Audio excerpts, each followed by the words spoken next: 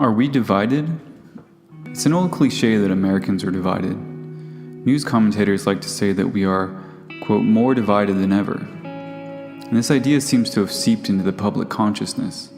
A recent Gallup poll showed that 77% of Americans feel that we are, quote, deeply divided on the most important values.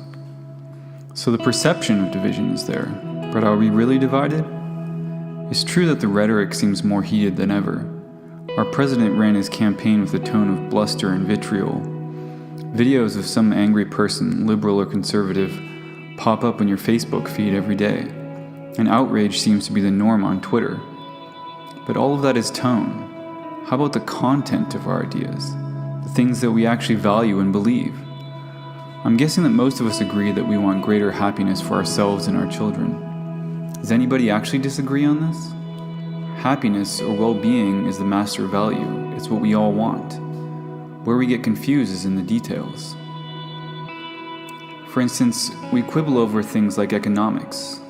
Part of the reason we do, though, is that economics is far from an exact science. Very smart people are working on it, but we don't fully understand it yet. Culture plays a role too. It adds confusion in places where we would otherwise find agreement. Imagine if we could ignore all the stereotypes about liberal hippies and conservative rednecks. Then we'd just see people. Compounding all this division is that we're deeply cynical about two of our most important institutions, government and media. Gallup polls indicate that 81% of Americans don't trust the government, and 68% of Americans don't trust the media. Okay, so what do we trust? This cynicism is nonsense, and it needs to stop.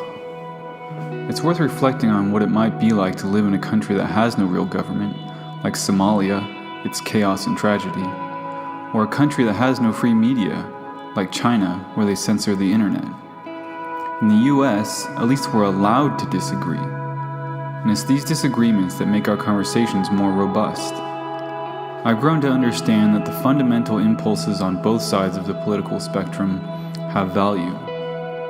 Liberals introduce us to new ideas, conservatives remind us of the wisdom of the past.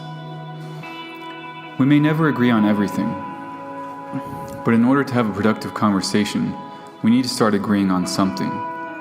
And if you look closer, you may find that we already do.